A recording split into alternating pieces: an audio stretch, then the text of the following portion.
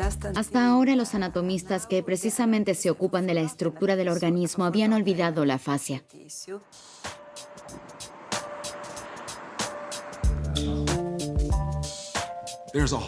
Existe un sistema completo, el cual no hemos investigado como tal.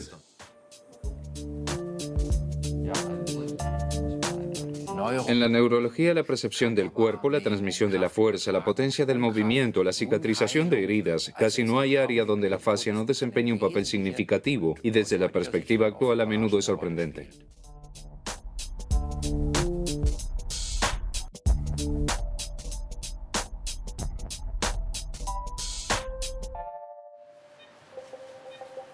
Fascia.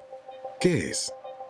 Un tejido conectivo oculto que está en todo nuestro cuerpo, justo debajo de la piel y más profundo. Alrededor de 20 kilos de nuestro peso corporal está conformado por este tejido blanquecino.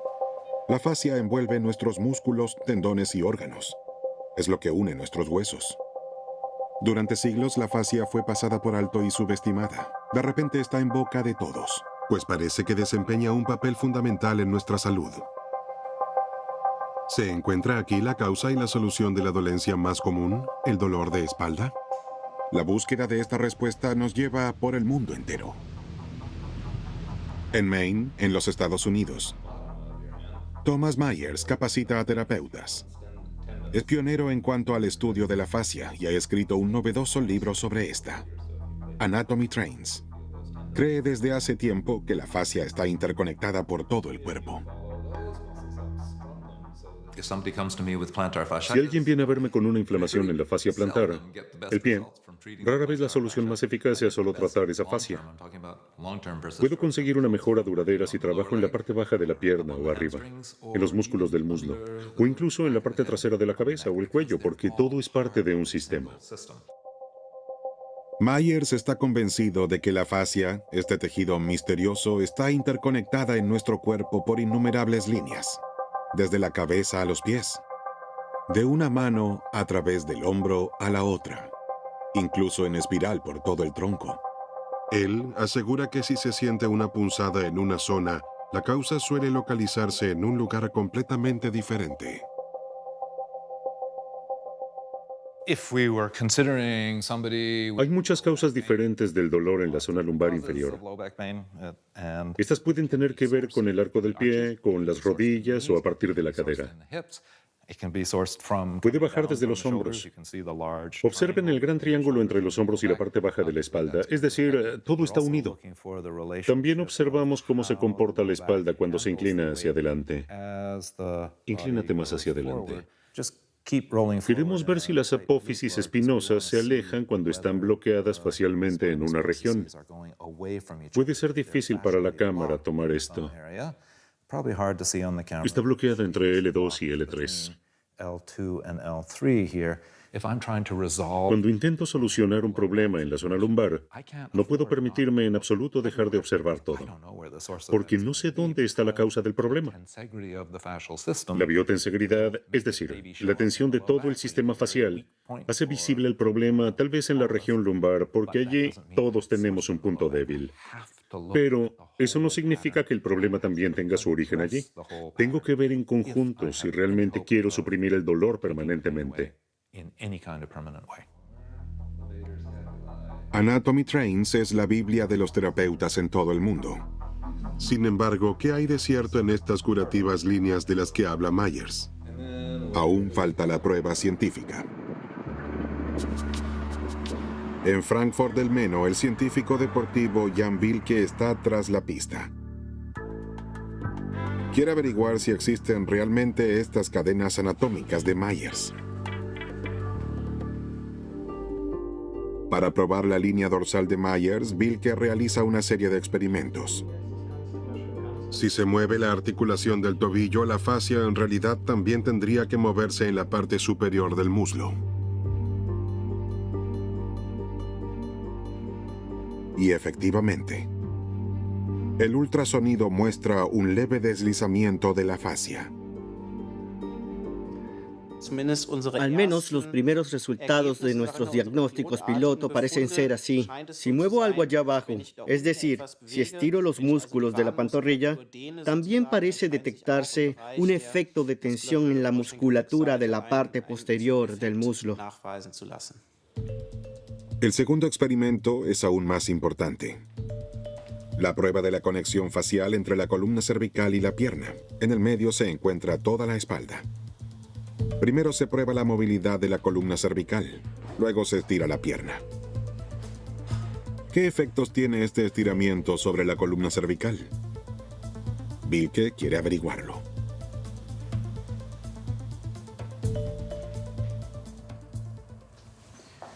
Bien, ahora observemos los resultados. Estos son los promedios correspondientes a las 5 repeticiones que acabamos de realizar. 108 grados es el rango total de movimiento, promediado con las 5 repeticiones, 4 grados más que en la prueba anterior. La flexibilidad ha mejorado después del estiramiento de los músculos de las piernas, por lo que tenemos una mejor flexión y extensión de la cabeza en el área de la columna cervical, y eso podría ser una indicación de que hay un efecto de transmisión mecánico desde las piernas hacia arriba hasta la columna cervical. Aunque no han sido probadas todas las líneas de conexión, el trabajo con un rodillo de espuma en el muslo sin duda tiene efectos sobre una región del cuerpo mucho más alejada, como por ejemplo el cuello. Bilke supone que la fuerza no solo se transmite verticalmente, sino también horizontalmente.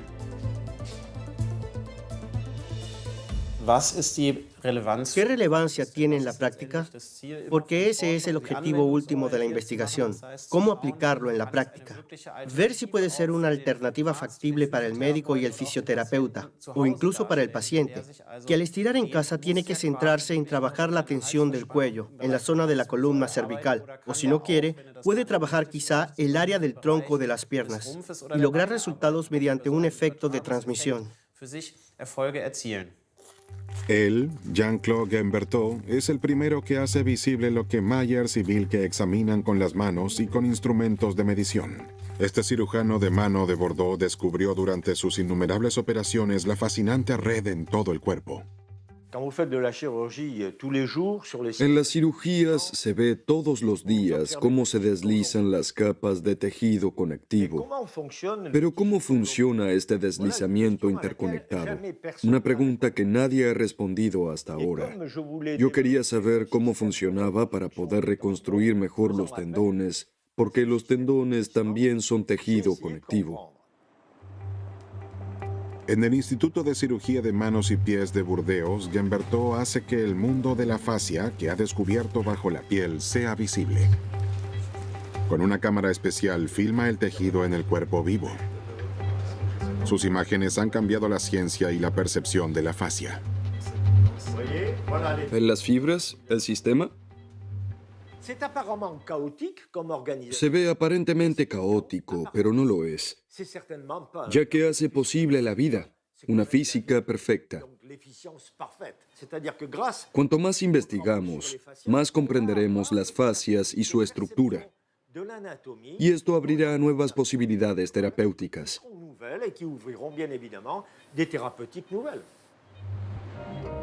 Padua, una de las ciudades más antiguas de Italia con una de las universidades más antiguas de Europa. En estos venerables salones, Galileo Galilei anunciaba que no todo gira en torno a la Tierra. Y aquí la primera mujer realizó su doctorado en 1678. Un lugar de revoluciones, incluso en la actualidad, porque aquí es profesora de anatomía Carla Stecco.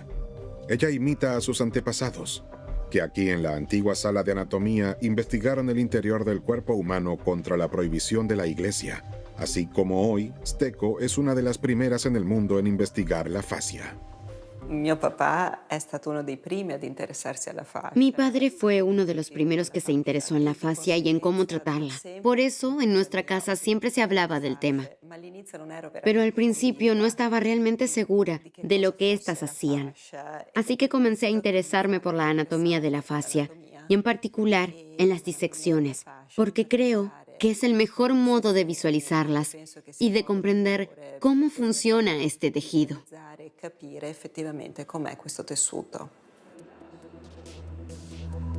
Antes de la disección que llevará a cabo hoy en el aula de anatomía de su facultad, Carla Esteco explica a sus estudiantes qué es el tejido facial usando de ejemplo un pomelo.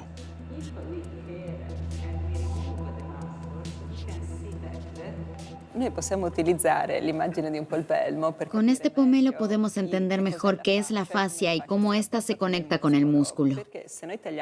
Si cortamos el pomelo por la mitad, no vemos solo la pulpa, sino también un componente fibroso que divide el pomelo en láminas y que soporta el tejido en sí.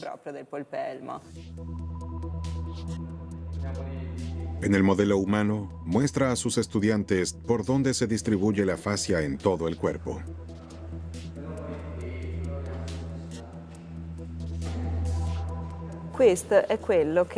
Estas son las fascias. Es el tejido conectivo laxo que me permite desplazarme de un nivel a otro. ¿Ven que esta estructura es bastante fluida? ¿Que puede moverse fácilmente? Vean cómo puedo entrar. Y todo está hecho de agua, proteínas y tejidos. Miren qué bonita es. Las fascias, lo sabemos también gracias al trabajo de Carla Esteco, están en todas partes del cuerpo y en diversas formas y estados. Justo debajo de la piel se encuentra la fascia superficial. La fascia profunda envuelve nuestros músculos e incluso las fibras musculares, al igual que la piel de una salchicha. También rodean nuestros órganos, los encierran como una piel blanquecina. Hasta nuestro cerebro está protegido por este tejido. Incluso podemos considerar las meninges como una fascia especial, porque al fin y al cabo tienen las mismas características de las fascias que conocemos de otras partes del cuerpo. En sus numerosos estudios anatómicos, Carla Esteco creó un atlas de la fascia, el primer atlas de su especie. Sus hallazgos son revolucionarios. Por primera vez en la historia de más de 400 años de anatomía médica, la fascia es incluida sistemáticamente en su conjunto en el cuerpo humano. Al principio no entendía nada.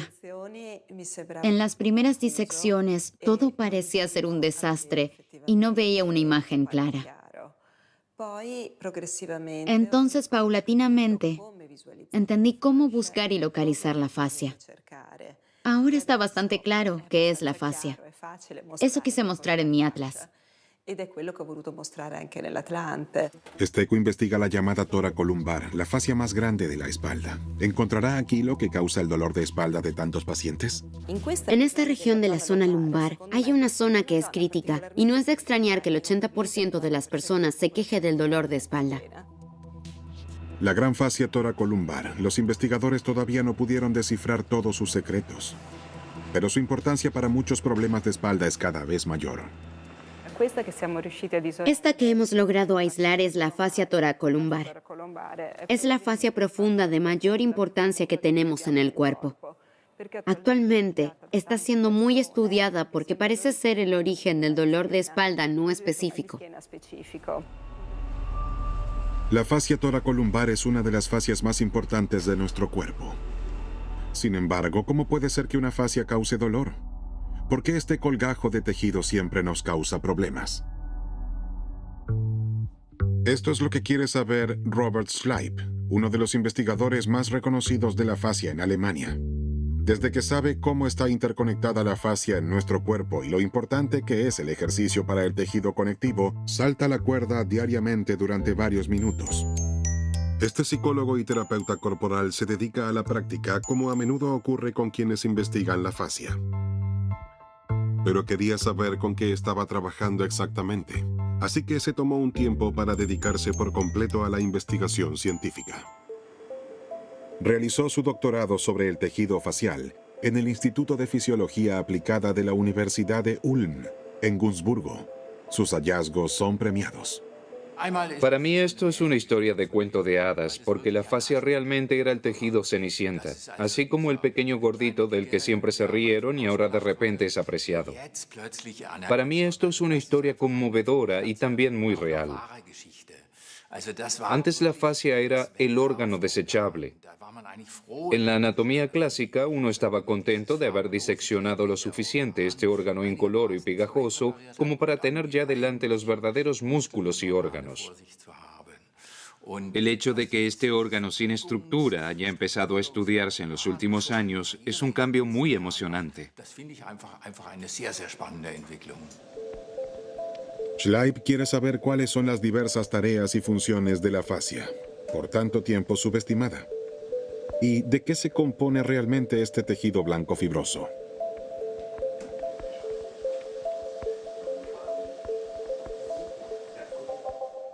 La fascia está compuesta de fibroblastos y de una estructura circundante que se denomina matriz. Los fibroblastos son las células del tejido conectivo.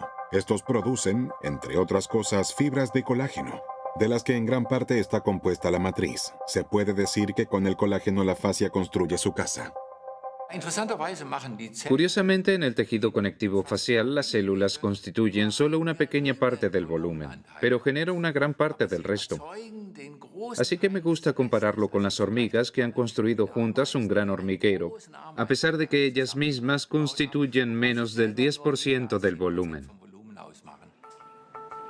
Junto con su colega en la investigación, Werner Klingler de Ulm, Robert Schleib sigue el rastro de los fibroblastos, el versátil componente del tejido conectivo. Con su producción de colágeno pueden tener un efecto curativo. Si nos cortamos, entonces cierran la herida. Sin embargo, demasiado colágeno también puede tener un efecto perjudicial. Schleib y Klingler han investigado cómo cambia el tejido en un brazo que fue enyesado después de una lesión. Su estudio demuestra lo importante que es el movimiento para la fascia. Aquí se ve cómo después de 3 semanas con el yeso, el tejido comienza a crecer excesivamente por la inmovilización, es decir, la falta de ejercicio. La imagen A de la izquierda muestra el tejido sano y sin daños antes de colocar el yeso en el brazo. La imagen B se tomó después de 3 semanas con el yeso. Se ve bien cómo el tejido ha cambiado. Está enmarañado. La estructura es gruesa y caótica. Los datos recogidos muestran claramente que la falta de ejercicio lleva a un exceso de estas estructuras de tejido conectivo y por lo tanto a una pérdida de función. Esta es en principio la conclusión determinante con todas sus consecuencias. Significa que el movimiento es necesario para mantener nuestra fascia en buen estado.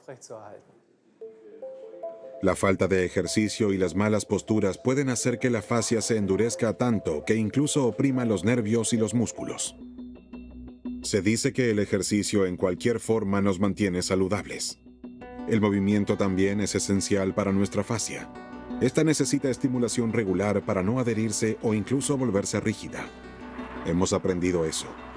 En las personas que trabajan sentadas en una oficina y no lo compensan con actividad deportiva, la fascia se adhiere y a menudo sufre de dolor de espalda.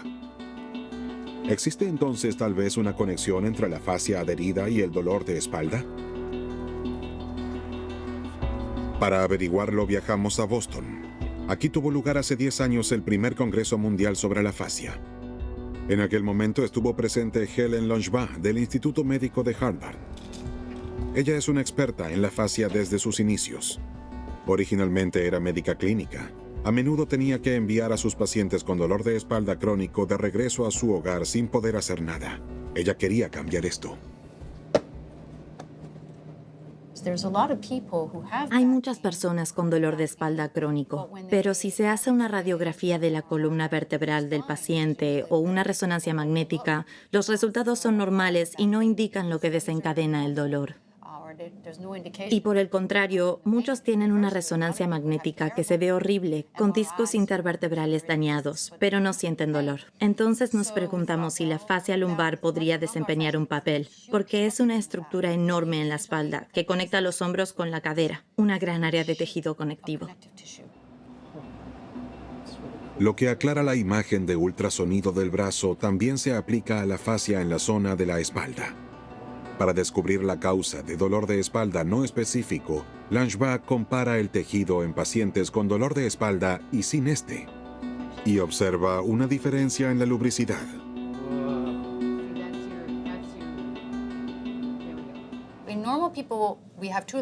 En las personas sanas existen 2 capas en la fascia lumbar y estas deberían poder moverse más del 65% de su longitud cuando la espalda se mueve. Pero sabemos que este movimiento se reduce a la mitad de la longitud en personas con dolor de espalda. Así que las capas pueden deslizarse menos. Al igual que su colega Schleip, Langevin también responsabiliza de ello a las células del tejido conectivo. Cada vez que éstas producen demasiado colágeno, el deslizamiento es más difícil. En un experimento con ratas, Langevin demuestra que el ejercicio puede detener esta superproducción. Hacemos experimentos con animales a los que les causamos una lesión muy pequeña. Entonces, vemos 2 grupos. Uno hace estiramientos suavemente 2 veces al día y el otro no. Con esto, descubrimos que la inflamación en los animales que se estiran sana más rápido y las lesiones desaparecen. Por lo tanto, a través de ejercicio y los estiramientos, las heridas también sanan más rápido. Langevin puede encontrar la razón de esto bajo el microscopio. Los fibroblastos se expanden hasta 200%. Y no solo eso. Las células estiradas también envían señales que relajan el tejido. Eso fue completamente nuevo. Hemos descubierto que la rigidez del tejido conectivo es regulada activamente minuto a minuto por los fibroblastos. Las células influyen en la tensión del tejido de forma activa y dinámica. Esto es significativo cuando pensamos en la acupuntura, por ejemplo. De hecho, los fibroblastos reaccionan, se expanden y esto relaja los tejidos, al igual que en un estiramiento. El estiramiento activo, así como la acupuntura, tienen un efecto relajante en las células y por lo tanto en el tejido adherido, incluso en el caso de problemas de espalda. Por lo tanto, podemos hacer algo activo contra nuestro dolor. Pero ¿qué nos enferma además del ejercicio insuficiente y una mala postura? Langevin investiga la relación entre movimiento, estiramiento y problemas de espalda, mostrando con ello formas de curación. Robert Schleip lleva a cabo otros análisis de causa. Para sus experimentos, Schleip estira fragmentos de fascia en un aparato. Estas son las fascias vivas, se podría decir. Ahora le colocamos diferentes sustancias bioquímicas. Por ejemplo, aquellas que están activas en la cicatrización. Entonces vemos cuánto puede contraerse la fascia sola, independientemente de los músculos y nervios. Hay resultados bastante sorprendentes. Las fascias se contraen visiblemente en respuesta a las sustancias añadidas. Es decir, las fascias reaccionan de forma completamente independiente de los estímulos musculares o nerviosos. Y no solo eso. También fue emocionante descubrir neurotransmisores que no solo reaccionan a la inflamación, sino también al estrés emocional. Ese fue lógicamente un gran avance para nosotros, porque esto lo conocíamos de la investigación clínica, donde la fascia también reacciona a ello, pero muy lentamente y a largo plazo. Robert Schleip proporcionó con esto la prueba científica de lo que desde hace mucho tiempo sentían la mayoría de las personas con problemas de espalda. El estrés emocional puede desencadenar contracturas y dolor. El malhechor se denomina TGF en círculos profesionales y es un neurotransmisor que responde al estrés. Esta es una visión innovadora. Si estoy tenso durante semanas y nunca me relajo cuando duermo, entonces no son principalmente las fibras musculares rojas las que están tensas, porque esas se pueden relajar rápidamente, sino que se tensa el tejido facial blanquecino, por ejemplo, la envoltura alrededor del músculo. Y si se considera el músculo como una salchicha, los terapeutas manuales pueden palpar que no es el contenido el que está duro, sino la piel, y ese sería el mecanismo que estamos investigando ahora. En Walpole, Maine, Thomas Myers capacita a fisioterapeutas, masajistas y profesores de yoga de todo el mundo. Quiere sensibilizarlos a la percepción de la red facial en su propio cuerpo, transmitir sus muchos años de experiencia.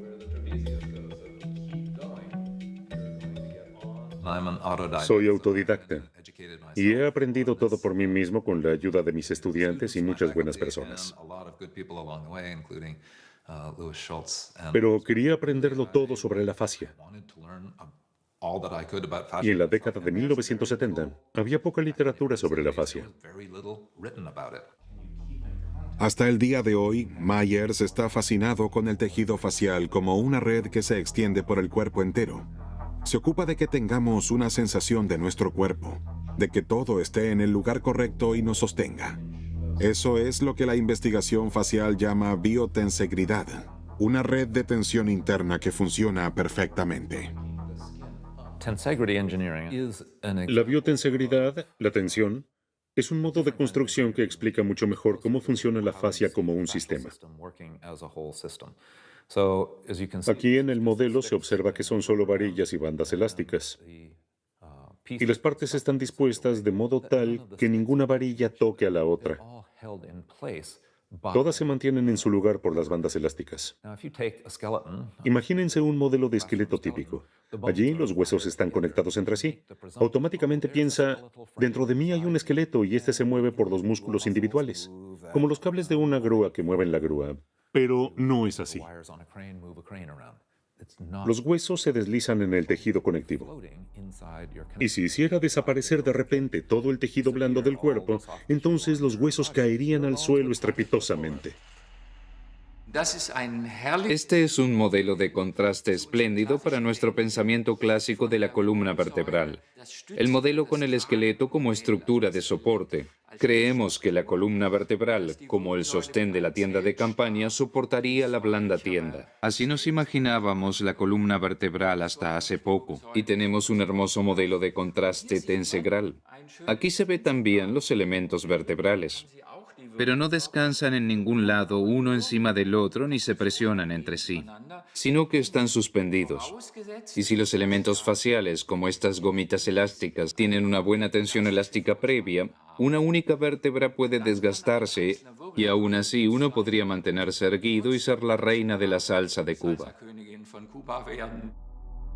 La columna vertebral misma no siempre es la causa del dolor de espalda crónico. También contribuyen a ello la mala postura, la falta de movimiento y el estrés. Para mantener nuestro tejido saludable tenemos que movernos. Y se necesita otro componente importante más, el agua. El tejido conectivo elástico es un gran depósito de agua. En esto está quizás el mayor secreto de la fascia. Dependiendo de la edad, el tejido conectivo está compuesto por un 70% de agua. Y las células del tejido conectivo, los fibroblastos, también son importantes para la fijación del agua. En Padua, la profesora de anatomía Carla Stecco identificó diferentes funciones de los fibroblastos. Aquí podemos reconocer dos células.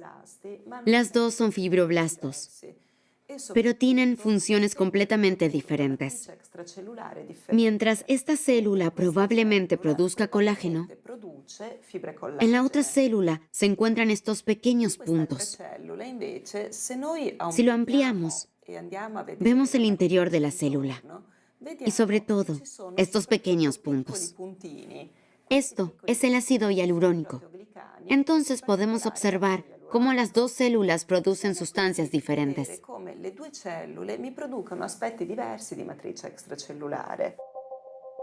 El hialurón es el lubricante de nuestro tejido conectivo.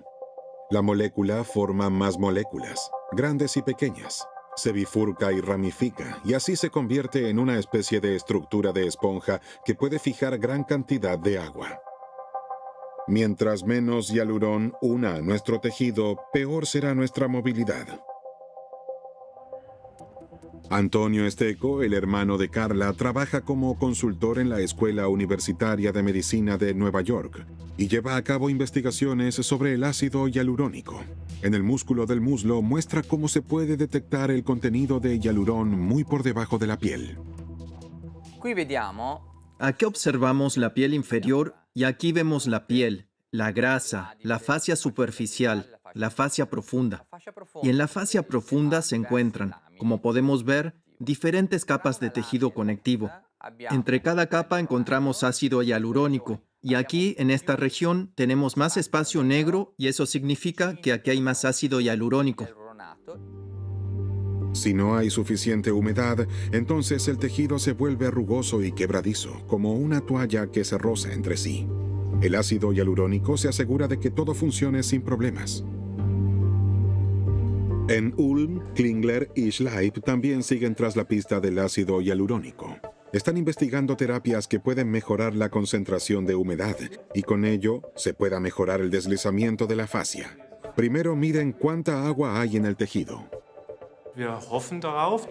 Esperamos que después de un tratamiento de estiramiento así, aumente nuevamente la concentración de agua. Y lo bueno es que podemos suponer que mediante este intercambio de agua tisular también se intercambian sustancias inflamatorias y el tejido se limpia. La medición indica un alto contenido de agua. Con un dispositivo especial, Schleip presiona de manera firme y constante las fascias en la espalda. Estos antiguos masajes del tejido conectivo, o Rolfing, son los más eficientes que hemos encontrado y probado hasta ahora. En este método de trabajo corporal, uno aplica muy lentamente una fuerte presión sobre la piel. Luego se imagina una esponja de la cual se exprime lentamente el agua existente, y de tal manera que cada poro se vacíe. Y esto, por supuesto, se hace muy lentamente. Los valores medidos prueban que a través de la terapia manual dirigida, las reservas de agua en la fascia se pueden reponer y volver a hacerla flexible. Esto fue antes de un tratamiento. Aquí se ve cómo exprimimos el agua como una esponja. Cuando detuvimos el tratamiento mecánico, finalmente el tejido se volvió a llenar de agua. Aquí tuvimos resultados interesantes. Si hacíamos esto lo suficientemente fuerte, la esponja estaba más húmeda que antes de todo el tratamiento. Eso significa que se escurre de la esponja el agua estancada existente. Y si se presiona lo suficientemente fuerte varias veces, entonces la esponja está aún más húmeda que antes. Eso, por supuesto, que es interesante para nosotros. Durante el masaje, pero también por el movimiento, las fibras de colágeno se realinean. Los fibroblastos producen ácido hialurónico nuevo. El agua vieja se reemplaza por nueva. La fascia puede volver a deslizarse mejor. Con el masaje se estimula el metabolismo, pero el movimiento propio aporta mucha más dinámica al tejido. Mediante el movimiento propio, se llega a un aumento de temperatura. Esto es, en sí mismo, un estímulo para el metabolismo. Por cada grado Celsius de calentamiento, hay un 1% más de actividad enzimática. Con ejercicio regular, los fibroblastos comienzan la producción de colágeno nuevo en solo 3 días y, por lo tanto, aflojan la fascia enmarañada. Sin embargo, puede demorar un año hasta que el tejido adherido se regenere completamente. Si realizo deportes, produzco microheridas en telarañas que se han formado durante la noche. Y, por ejemplo, después de hacer deporte, debería pensar que debo hacer una pausa algún día, 2 o 3 días. Y luego también cuán alto debe ser el esfuerzo para que las células constructoras, los fibroblastos, sean estimulados. Se entreteja un nuevo colágeno elástico más joven en mi fascia lumbar o en mi tendón de Aquiles. Así es que el cambio justo entre el esfuerzo intenso y luego como máximo 2 o 3 días de descanso sería ideal. La fascia tiene una importancia innegable para la salud y el bienestar. La investigación internacional de la fascia ha demostrado que la relajación y el estiramiento de nuestro tejido conectivo contribuye a aliviar los problemas de espalda. Pero, ¿cómo ayudan los antiguos métodos de curación? Helen Langevin quiere comprender la relación entre la acupuntura y la fascia.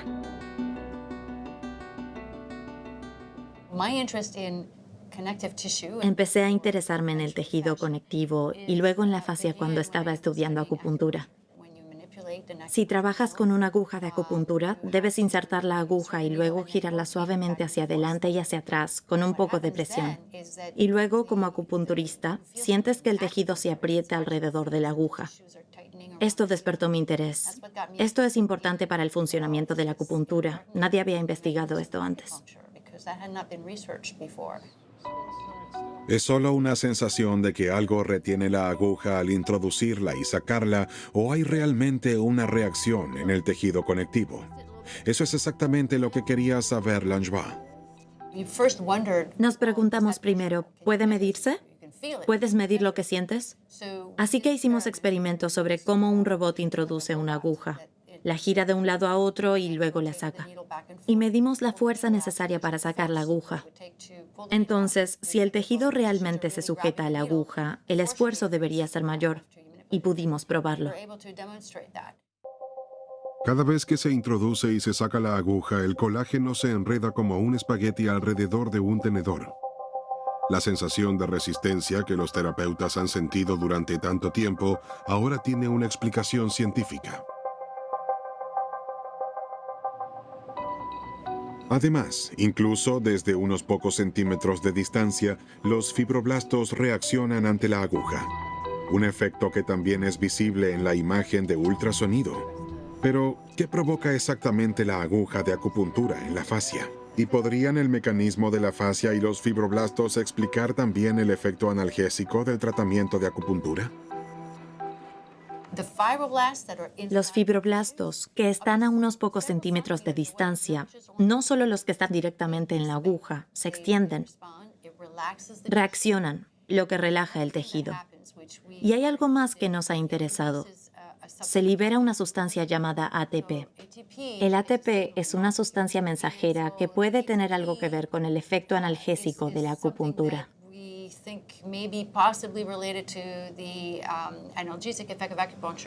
De esta manera, la investigación moderna proporciona pruebas de antiguos métodos de curación. Mientras que hasta hace algunos años el dolor de espalda se centró principalmente en el disco intervertebral, el asunto se dirige cada vez más a la fascia como desencadenante de las afecciones crónicas. La investigación del dolor está interesada en saber hasta qué punto el tejido facial puede abrir opciones terapéuticas completamente nuevas. Siegfried Menze, en la Facultad de Medicina de Mannheim, fue uno de los primeros en reconocer la importancia del tejido facial. Quería saber en qué medida la fascia misma es sensible al dolor. Tendría que haber nervios de dolor que se encuentran directamente en la fascia. Para esto hemos realizado experimentos en los que hemos tratado de detectar terminaciones nerviosas individuales en la gran fascia toracolumbar. Y esta es una red relativamente densa de fibras nerviosas. En estas estructuras semejantes a puntos, llamadas terminaciones nerviosas, se ha detectado la sustancia P. La P para la palabra pain en inglés, dolor. Los pequeños puntos visibles son receptores de dolor. Sin embargo, ¿cómo se puede saber si el dolor proviene de la fascia y no del músculo? Después de todo, las fascias y los músculos son casi inseparables. Con unas pinzas de relojería se estimula específicamente a la fascia para probar la sensación de dolor. Finalmente, se estimula el músculo. Se vuelve a medir el dolor. Entonces se compara. ¿Es la fascia o es el músculo?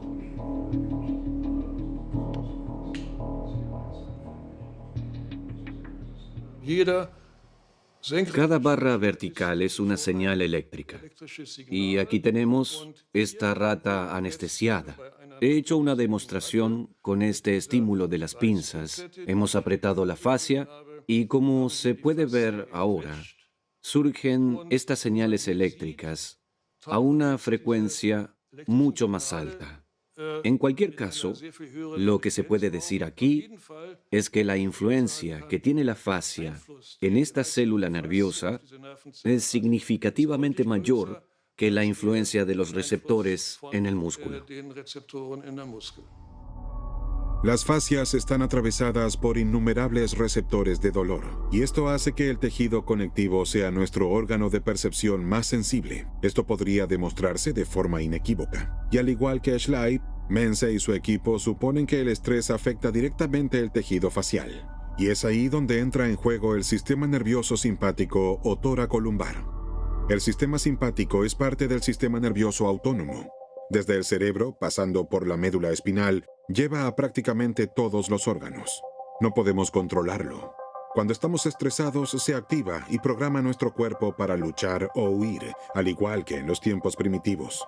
Luego nos aumenta el pulso, nos sudan las manos y nos tiembla la voz. Pero ¿cómo puede influir en el tejido facial? Mense también pudo demostrarlo. Esta es una imagen típica que ha confirmado nuestra suposición de que estas fibras se producen realmente en la fascia.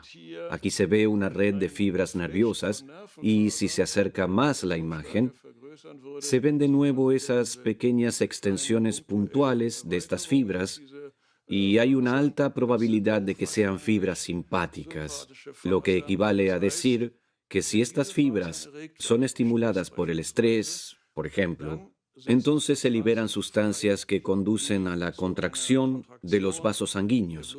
Y este sería uno de los mecanismos que podría explicar por qué los pacientes dicen que el dolor de espalda aumenta cuando están bajo estrés. En los últimos años, la fascia ha pasado inesperadamente de ser un actor secundario a ser un actor principal fascinante. La ciencia deposita grandes esperanzas en la investigación facial. También para la oncología. Si el estiramiento puede mejorar la fibrosis y la inflamación, entonces es lógico preguntarse si también podemos reducir el desarrollo del cáncer. Eso estamos investigando ahora. No habría esperado que el campo de la oncología sea uno de los más actuales donde fuese necesaria la investigación de la fascia y por lo tanto ofrezca una gran contribución. Es decir, no quiero determinar cómo será el futuro ya que tiene preparado un buen número de sorpresas. Los hallazgos en la investigación de la fascia muestran que no solo este tejido conectivo, hasta ahora poco investigado, es la causa de enfermedades y dolores inexplicables, sino también una fuente inagotable de curación.